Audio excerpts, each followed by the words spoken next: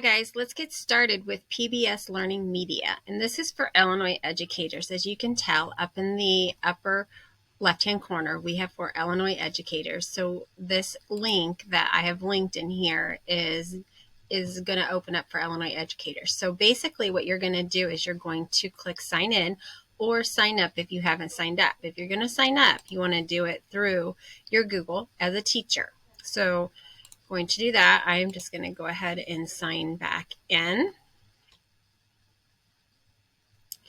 Okay, a couple of things that we can definitely take a look at. There are different subjects in here, so we have lots of different subjects that you can take a look at through here. The grades, you can pick the grade level in which you are interested in. You can also pick the standards for what you're looking specifically for. So if you want 6 through 12 because you're secondary, or if you're only 6 through 8 or 9 through 12, it kind of depends on what you're looking at. You can do Common Core, National State Standards, Next Generation Science Standards. You can select the type of document that you want there. So if I go to Next Generation, I can select the document, grade level disciplinary core ideas, and I can browse them. Okay. So here's the other thing. So once I go into, so I'm going to start out with just middle school. So once I click the grade, and I can do any one of those, I get this filter. Now I'm in the middle school. So you can see it right here. Now I can filter by discipline. So if I want to go social studies, I can.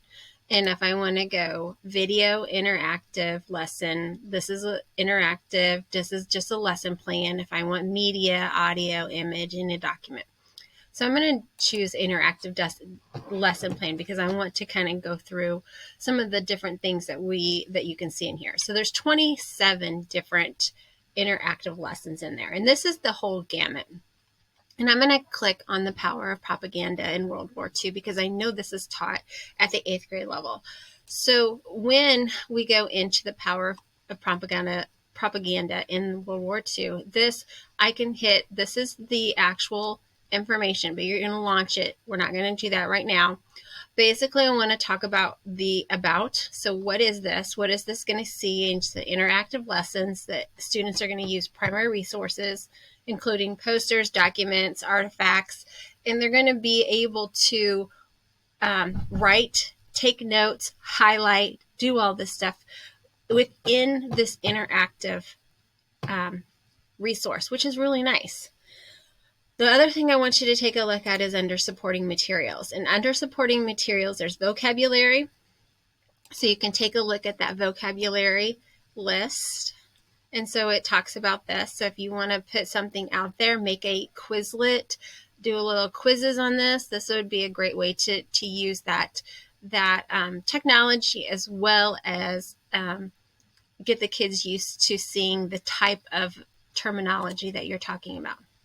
This is kind of cool because this teaching tips really kind of goes through all the different objectives here, the lesson links, how it can be used. So you have all of this stuff. It can set it all up. You interacts through Google Classroom. The students can take notes, highlight, organize, write it, and highlight and comment. So they're going to be a lot of things that they're going to be able to do.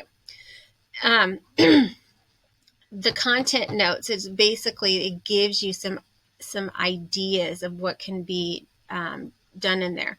The context of the lesson, the argument that can be defined as reasoning and evidence that you want them to look at.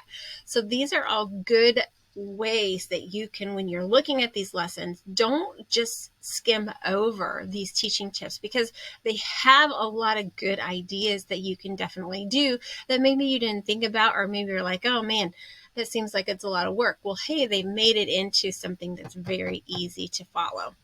So preparing, conducting the lesson. Now remember, you can go through this. Can be done as a student paced activity, and then you can kind of fill in the gaps as you need to. During the lesson, most cases students are expected to work through this at their own or in pairs and small groups, depending on how you do your class, and extending the lesson. So after it's over and you've talked about that and you've filled in the gaps, now you can talk about these different areas that maybe can talk about why this is still prevalent today. So they can choose different ways of facing this exploring and having students choose a variety of artifacts in the lesson, that kind of things, to investigate. They can have debates on different things. And then you have the modification, the final assignment that they can do, the peer review, the questionings, the lesson assessment. So you can have here as your standards-based grading if you are looking for something like that. In addition, they have the standards in here. So the historical thinking standards. They also have the Common Core and the C3 standards in here. So there is a lot of information in this document. So don't overlook it. Use it, because you know what?